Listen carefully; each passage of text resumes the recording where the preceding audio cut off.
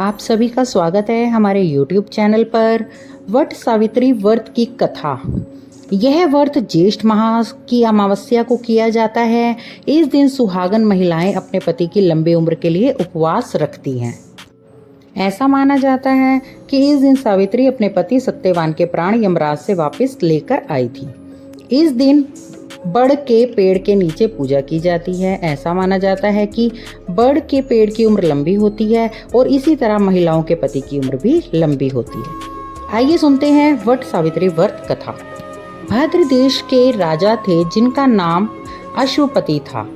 भद्र देश के राजा अश्वपति के कोई संतान नहीं थी। उन्होंने संतान की प्राप्ति के लिए मंत्र उच्चारण के साथ प्रतिदिन 1,00,000 आहुतियां दी। 18 वर्षों तक यह क्रम जारी रहा।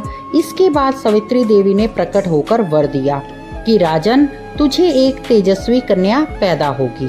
सावित्री देवी की कृपा से जन्म लेने के कारण कन्या का नाम सावित्री रखा गया। कन्या बड़ी होकर बेहद रूपवान हुई। योग्य वर ना मिलने की वजह से सावित्री के पिता दुखी थे। उन्होंने कन्या को स्वयं वर तलाशने के लिए भेजा। सावित्री तपोवन में भटकने लगी। वहां साल्व देश के राजा द्युम्नसेन रहते थे, क्योंकि उनका राज्य किसी ने छीन लिया था। उनके पुत्र सत्यवान को देखकर सावित्री ने पति के रूप में उनका वरण किया। ऋषि राज नारद को जब यह बात पता चली तो वह राजा अश्वपति के पास पहुंचे और कहा कि हे राजन, ये क्या कर रहे हैं आप?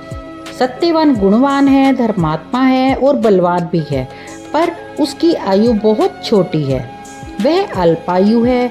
1 वर्ष के बाद ही उसकी मृत्यु हो जाएगी। ऋषि राज नारद की बात सुनकर राजा अश्वपति घोर चिंता में डूब गए। सावित्री ने उनसे कारण पूछा तो राजा ने कहा, पुत्री, तुमने जिस राजकुमार को अपने वर के रूप में चुना है वह अल्प आयु है। तुम्हें किसी और को अपना जीवन साथी बनाना चाहिए। इस पर सावित्री ने कहा, पिताजी, आर्य कन्याएं अपने पति का एक बार ही वरण करती हैं। राजा एक बार ही आज्ञा देता है और पंडित एक बार ही प्रतिज्ञा करते हैं और कन्यादान भी एक ही बार किया जाता है। सावित्री हट करने लगी और बोली, मैं सत्यवान से ही विवाह करूंगी। अश्वपति ने सावित्री का विवाह सत्यवान से करा दिया। सावित्री अपने ससुराल पहुंचते ही सास ससुर की सेवा करने लगी। समय बीतता चला गया। नारद मुनि ने सावित्री को पहले ही सत्यवान की मृत्यु के बारे में बता दिया था। वह दिन जैसे जैसे करीब आने लगा, सावित्री अधीर होने लगी। उन्होंने 3 दिन पहले से ही उपवास शुरू कर दिया। नारद मुनि द्वारा कथित निश्चित तिथि पर पितरों का पूजन किया। हर दिन की तरह सत्यवान उस दिन भी लकड़ियां काटने जंगल चले गए और साथ में सावित्री भी गई। जंगल में पहुंचकर सत्यवान लकड़ी काटने के लिए एक पेड़ पर चढ़ गए। तभी उनके सिर में तेज दर्द होने लगा। दर्द से व्याकुल होकर सत्यवान पेड़ से नीचे उतर गए। सावित्री अपना भविष्य समझ गई। सत्यवान के सिर को गोद में रखकर सावित्री सत्यवान का सिर सहलाने लगी। तभी वहां यमराज आते दिखे। यमराज अपने साथ सत्यवान को ले जाने लगे। सावित्री भी उनके पीछे पीछे चल पड़ी। यमराज ने सावित्री को समझाने की कोशिश की कि यही विधि का विधान है, लेकिन सावित्री नहीं मानी।